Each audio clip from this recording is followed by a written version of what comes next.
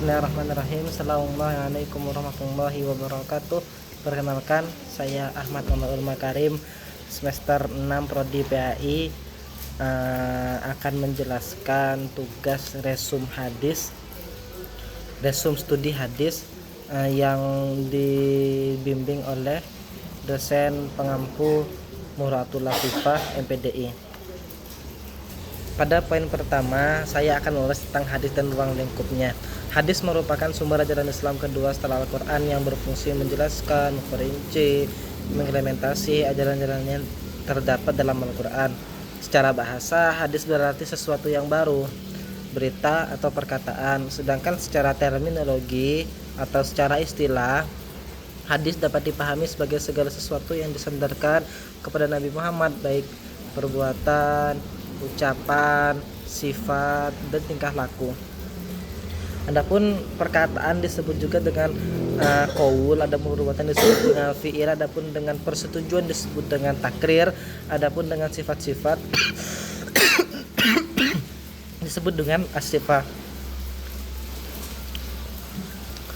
baik fisik maupun akhlak. Para ulama juga menggunakan istilah lain yang sering dianggap sinonim, yaitu sunnah, khobar, dan athar. Meskipun dalam penggunaannya terdapat perbedaan penekanan di kalangan ahli hadis, usul fikih, dan sejarah Islam, keempat istilah tersebut pada dasarnya berkaitan dengan riwayat mengenai atau generasi awal Islam. Dilihat dari bentuknya, hadis terbagi menjadi dua, yaitu hadis qauliyah dan hadis fi'liyah. Ada 4, hadis qauliyah yaitu ucapan Nabi, hadis fi'liyah perbuatan Nabi, hadis takririyah persetujuan Nabi terhadap suatu perbuatan, dan wasfiyah yaitu menjelaskan tentang sifat Nabi. Setiap hadis memiliki 2 unsur utama, yaitu sanad, yaitu rangkaian perawi atau yang menyampaikan hadis secara bersinambungan, dan matan, yaitu isi redaksi hadis yang menjadi pokok ajaran. Kedua unsur tersebut menjadi dasar dalam penelitian hadis dan pengambilan hukum Islam. Dalam proses penyampaiannya, hadis diriwayatkan melalui berbagai model periwayatan, baik secara lisan maupun tulisan. Ulama hadis kemudian mengembangkan metode transmisi yang ketat seperti sama, mendengar langsung dari guru, qiraah membaca di hadapan guru, ijazah pemberian izin meriwayatkan, munawalah, mukatabah, i'lam, wasfiyah, wijada. Beragam metode tersebut menunjukkan perhatian besar para ulama terhadap keaslian transmisi hadis, sehingga setiap riwayat dapat ditelusuri sumbernya secara ilmiah. Perkembangan metodologi ini menjadi salah satu ciri khas tradisi keilmuan Islam yang membedakan ilmu hadis dari disiplin sejarah lainnya. Pada poin kedua, di sini saya akan membahas tentang hadis dan hubungannya dengan Al-Quran. Hadis menempati posisi kedua atau posisi penting dalam ajaran agama Islam karena merupakan sumber hukum kedua setelah Al-Quran. Kedudukan tersebut didasarkan pada banyak ayat Al-Quran yang memerintahkan umat Islam untuk mentaati Rasulullah Sallallahu Alaihi Wasallam, seperti dalam Quran surat An-Nisa ayat 59 dan Quran surat Al-Hasyr ayat 7. Oleh sebab itu, hadis tidak dimandang sebagai sumber yang berdiri sendiri, melainkan sebagai penjelas dan implementasi praktis terhadap wahyu yang diturunkan kepada Nabi Muhammad SAW. Menurut Muhammad Ajaj Al-Khatib, hubungan antara Al-Quran dan hadis bersifat saling melengkapi karena banyak ketentuan dalam Al-Quran yang masih bersifat umum sehingga memerlukan penjelasan melalui sunnah-sunnah Nabi. Fungsi hadis terhadap Al-Quran dapat dikelompokkan ke dalam beberapa bentuk. Pertama, menegaskan, yaitu takkid hukum yang telah terdapat dalam Al-Quran seperti kewajiban sholat dan puasa. Kedua, menjelaskan bayan, artinya ayat-ayat yang masih bersifat global, misalnya ada tata cara pelaksanaan zakat, haji yang tidak dirincikan dalam Al-Quran. Ketiga, membatasi atau takkid, ketentuan yang masih bersifat mutlak dan mengkhususkan takhsis ayat yang bersifat umum. Keempat, menurut sebagian ulama, hadis juga menetapkan hukum terhadap persoalan yang tidak dijelaskan secara eksplisit dalam Al-Quran selama tidak bertentangan dengan prinsip-prinsip wahyu. Fungsi-fungsi tersebut menunjukkan bahwa hadis memiliki peran sentral dalam memahami dan menerapkan syariat Islam secara utuh. Dalam kajian ilmu hadis perlu dibedakan antara hadis nabawi, hadis qudsi, dan Al-Quran. Hadis nabawi adalah segala perkataan, perbuatan, persetujuan atau sifat Nabi Muhammad SAW yang bersumber dari beliau sebagai Rasul. Hadis qudsi merupakan hadis yang maknanya berasal dari Allah, tapi redaksinya disampaikan oleh Nabi dengan bahasanya sendiri. Adapun Al-Quran merupakan firman Allah yang lafaz dan maknanya berasal langsung dari Allah, diturunkan melalui malaikat Jibril, bersifat mutawatir, bernilai mukjizat, serta membacanya merupakan ibadah. Dengan demikian, meskipun hadis qudsi sama-sama berasal dari Allah dalam aspek makna, kedudukannya tetap berbeda dengan Al-Quran dari segi lafaz, cara periwayatan, dan nilai kemukjizatannya. Yang ketiga, di sini saya akan membahas tentang sejarah perkembangan hadis.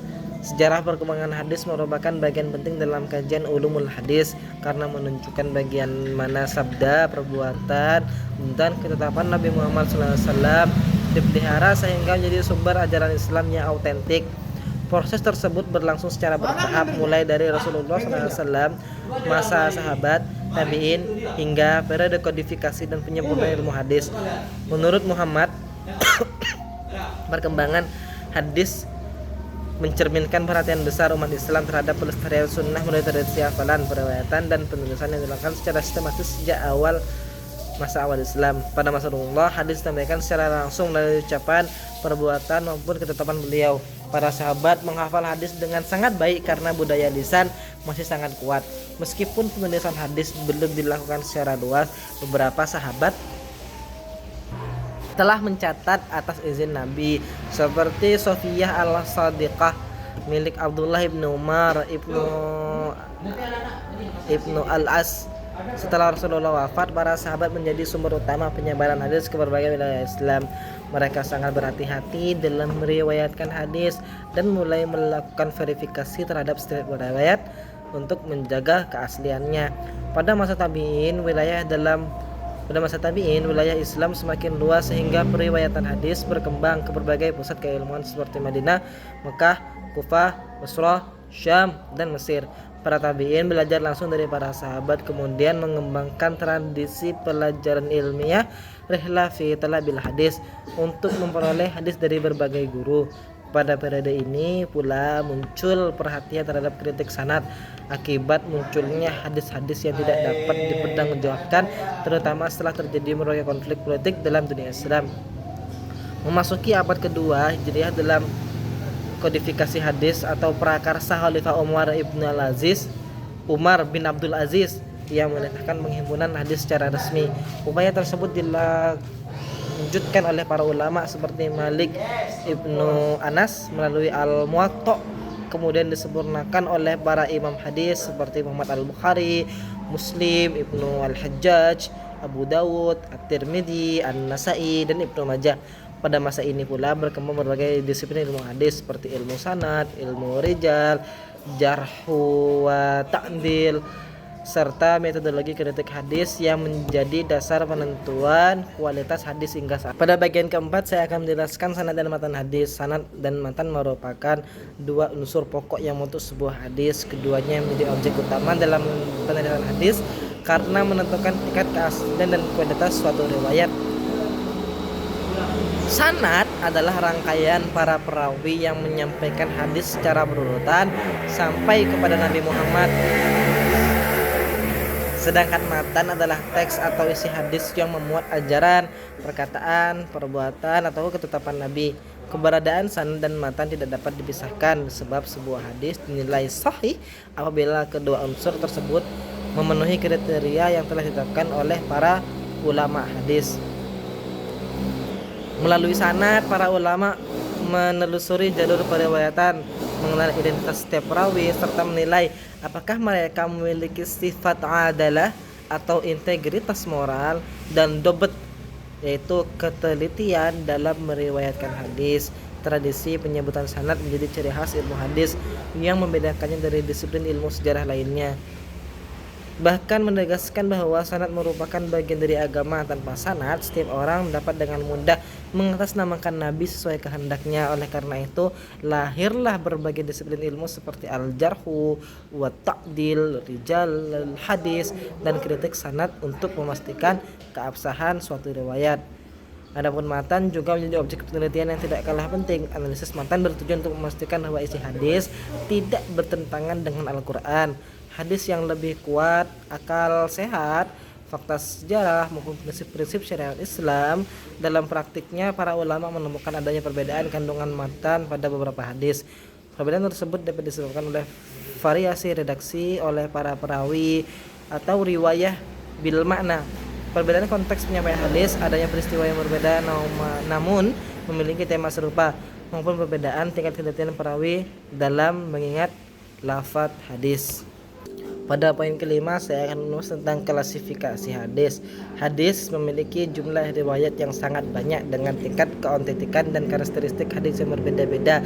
Oleh karena itu, para ulama mengembangkan sistem klasifikasi hadis untuk memudahkan penilaian terhadap kualitas, jumlah jalur periwayatan, serta sumber penyandaran suatu hadis. Klasifikasi ini menjadi bagian penting dalam ilmu hadis karena menjadi dasar dalam menentukan apakah sebuah hadis dapat dijadikan hujjah dalam penetapan hukum Islam. Pembagian hadis dilakukan berdasarkan beberapa aspek, yaitu jumlah perawi, kualitas sanad dan matan, serta pihak yang menjadi sumber penyandaran hadis. Berdasarkan jumlah perawinya, hadis dibedakan menjadi hadis mutawatir dan hadis ahad. Hadis mutawatir adalah hadis yang diriwayatkan oleh banyak perawi pada setiap tingkatan sanad sehingga menurut kebiasaan mustahil mereka bersepakat untuk berdusta. Hadis ini menghasilkan keyakinan yang pasti. Sementara hadis ahad merupakan hadis yang jumlah perawinya tidak mencapai derajat mutawatir. Hadis ahad masih dibagi menjadi hadis masyhur, aziz, gharib sesuai dengan jumlah perawi pada setiap tingkatan sanad. Meskipun tidak mencapai derajat mutawatir, hadis ahad tetap dapat dijadikan hujjah apabila memenuhi syarat-syarat kesahihan. Ditinjau dari kualitas sanad dan matannya, hadis diklasifikasikan menjadi hadis sahih, hadis hasan, dan hadis dhaif. Hadis sahih adalah hadis yang sanadnya bersambung, diriwayatkan oleh perawi yang adil dan kuat hafalannya, tidak mengandung kejanggalan maupun cacat tersembunyi. Hadis hasan memiliki kriteria yang hampir sama, namun tingkat ketelitian sebagian perawinya berada sedikit di bawah sahih. Adapun hadis dhaif adalah hadis yang tidak memenuhi salah satu atau beberapa syarat hadis sahih maupun hasan sehingga tingkat kehujjahannya diperselisihkan di kalangan ulama. Sementara itu berdasarkan tempat penyandarannya, hadis dibedakan menjadi hadis marfu, yaitu hadis yang langsung disandarkan kepada Nabi Muhammad, hadis mauquf, yaitu hadis yang berhenti pada sahabat, dan hadis maqtu, yaitu hadis yang disandarkan kepada tabi'in. Klasifikasi ini membantu para ulama dalam menentukan otoritas suatu riwayat serta kedudukannya dalam pengambilan hukum. Dengan adanya berbagai klasifikasi tersebut, penelitian terhadap hadis dapat dilakukan secara sistematis dan objektif sesuai dengan kaidah ilmu hadis yang telah dirumuskan oleh para ulama. Adapun hadis dhaif adalah hadis yang tidak memenuhi satu atau lebih syarat hadis sahih maupun hasan, seperti sanad yang terputus, adanya perawi yang kurang kuat hafalannya, atau ditemukannya cacat illah maupun kejanggalan syadz dalam sanad atau matannya. Para ulama kemudian membagi hadis dhaif dalam berbagai jenis, diantaranya mursal, munqati, mu'dhal, mu'allaq, mudallas, munkar, truk, dan mu'allal sesuai dengan letak kelemahannya. Meskipun berstatus lemah, sebagian ulama seperti Imam Ahmad bin Hanbal dan Nawawi membolehkan penggunaan hadis dhaif dalam keutamaan amal dengan syarat kelemahannya tidak terlalu berat, yaitu tidak berkaitan dengan akidah atau hukum serta didukung oleh dalil umum yang sahih. Namun sebagian ulama lain menolak penggunaannya secara mutlak demi menjaga kemurnian ajaran Islam. Berbeda dengan hadis dhaif, hadis maudhu merupakan hadis yang sengaja dibuat dan dinisbatkan secara dusta kepada Nabi Muhammad. Hadis ini bukan berasal dari Rasulullah sehingga tidak memiliki nilai kehujjahan sama sekali. Kemunculan hadis maudhu mulai tampak pada terjadinya konflik politik setelah terbunuhnya Utsman bin Affan, kemudian berkembang karena fanatisme golongan, kepentingan politik, perbedaan mazhab, dorongan ekonomi, hingga keinginan sebagian orang untuk mendorong masyarakat berbuat baik melalui cara yang keliru.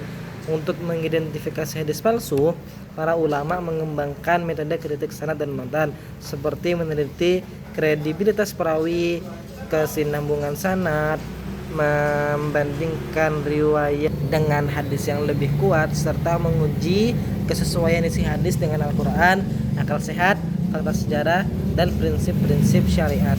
Ketujuh, kami akan membahas tentang fenomena ingkar sunnah. Ingkar sunnah adalah paham yang menolak otoritas hadis atau sunnah Nabi Muhammad SAW sebagai sumber ajaran Islam. Kelompok ini berpendapat bahwa Al-Quran telah sempurna sehingga tidak memerlukan penjelasan dari hadis. Dalam perkembangannya, penolakan terhadap sunnah tidak selalu bersifat menyeluruh. Sebagian kelompok hanya menerima hadis mutawatir, sementara kelompok lain menolak seluruh hadis sebagai sumber hukum.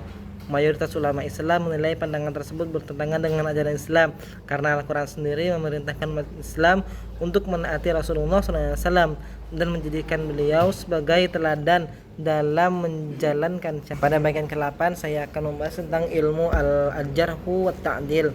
Ilmu al-jarhu wa ta'dil merupakan salah satu cabang terpenting dalam ulumul hadis yang membahas penilaian terhadap para perawi hadis. Ilmu ini lahir sebagai bentuk upaya para ulama dalam menjaga kemurnian sunnah Nabi Muhammad SAW dalam riwayat yang tidak dapat dipertanggungjawabkan secara bahasa. Al-jarhu berarti memberikan penilaian negatif terhadap seorang perawi karena ditemukan cacat yang memengaruhi kualitas periwayatannya. Sedangkan at-ta'dil berarti penetapan bahwa seorang perawi memiliki sifat adil dan dapat dipercaya. Ilmu al-jarhu wa ta'dil merupakan metode ilmiah untuk menilai kredibilitas para perawi berdasarkan integritas moral dan ketelitian hafalan, sehingga menjadi dasar dalam menentukan diterima atau tidaknya suatu hadis. Perkembangan ilmu ini tidak lepas dari munculnya berbagai riwayat yang beredar setelah wafatnya Rasulullah SAW, terutama sejak terjadinya konflik politik pada masa sahabat. Para ulama kemudian melakukan penelitian yang sangat teliti terhadap setiap perawi dengan mengumpulkan informasi mengenai identitas, guru, murid, tempat tinggal, akhlak, kemampuan menghafal, hingga konsistensi mereka dalam meriwayatkan hadis. Dari proses tersebut lahirlah berbagai karya biografi perawi, kutubur rijal yang menjadi rujukan utama dalam penelitian sanad. Tokoh-tokoh seperti Yahya bin Ma'in, Ali bin al-Madini, Ahmad bin Hanbal, serta Muhammad al-Bukhari dikenal sebagai pelopor yang memberikan kontribusi besar dalam perkembangan kritik terhadap para perawi hadis. Pada poin ke-9 saya akan membahas tentang penelitian dan takhrij hadis. Penelitian hadis merupakan kegiatan ilmiah yang bertujuan menguji keaslian, kualitas, dan makna suatu hadis sehingga dapat diketahui tingkat kehujahannya. Penelitian ini dilakukan melalui analisis terhadap sanad dan matan dengan menurunkan kaidah-kaidah yang telah dirumuskan oleh para ulama hadis. Menurut Nuruddin, hadis adalah proses verifikasi ilmiah untuk memastikan bahwa suatu riwayat benar-benar berasal dari Nabi serta terbebas dari cacat yang dapat mengaruhi validitasnya. Penelitian hadis menjadi penting karena tidak semua riwayat beredar memiliki tingkat keautentikan yang sama, sehingga diperlukan metode ilmiah untuk membedakan hadis sahih, hasan, dan dhaif dan maupun maudhu. Tujuan utama penelitian hadis adalah mengetahui kualitas suatu hadis sebelum dijadikan dasar dalam akidah, ibadah maupun hukum Islam. Selain itu, penelitian hadis juga bertujuan menjaga kemurnian sunnah Nabi, menghindarkan masyarakat dari penggunaan hadis yang lemah atau palsu, serta memberikan pemahaman yang tepat terhadap kandungan hadis sesuai konteksnya. Pentingnya penelitian hadis semakin terasa karena proses periwayatan berlangsung melalui generasi, sehingga diperlukan penelitian terhadap kesinambungan sanad, karakter para perawi, serta kesesuaian matan dengan Al-Quran dan hadis-hadis yang lebih kuat. Salah satu metode utama dalam penelitian hadis adalah takhrijul hadis. Takhrij merupakan kegiatan menelusuri letak asal suatu hadis pada kitab-kitab sumbernya, sekaligus mengetahui jalur periwayatan, kualitas hadis, serta penelitian para ulama terhadapnya. Melalui takhrij, peneliti dapat memastikan apakah suatu hadis benar-benar terdapat dalam kitab hadis primer, siapa saja yang perawinya, dan bagaimana kualitas sanad maupun matannya. Dalam praktiknya, metode takhrij dapat dilakukan melalui beberapa cara, seperti mencari hadis berdasarkan lafaz awal, kata kunci, tema pembahasan, nama sahabat, perawi, maupun menggunakan indeks dan perangkat digital hadis yang kini telah banyak tersedia. Secara umum, langkah-langkah takhrij dimulai dengan mengidentifikasi teks hadis, kemudian menelusuri sumber asalnya dalam kitab-kitab hadis, membandingkan berbagai jalur sanad, meneliti kualitas para perawi melalui ilmu ajar wa ta'dil, serta menganalisis matan sebelum menarik kesimpulan mengenai status hadis tersebut. Dengan demikian, penelitian dan takhrij hadis merupakan bagian tidak dapat dipisahkan dan dalam studi ilmu hadis, karena keduanya memastikan bahwa hadis yang digunakan sebagai dasar ajaran Islam memiliki tingkat keautentikan yang dapat dipertanggungjawabkan secara ilmiah. Demikian yang dapat saya sampaikan. Saya Ahmad Mambaul Makarim mengulangi pelajaran studi hadis untuk melengkapi tugas Bu Muru'atul Afifah dalam materi studi hadis. Mohon pamit. Afwan kiranya ada kesalahan dalam segi penyampaian, salah kritik. Wassalamualaikum warahmatullahi wabarakatuh.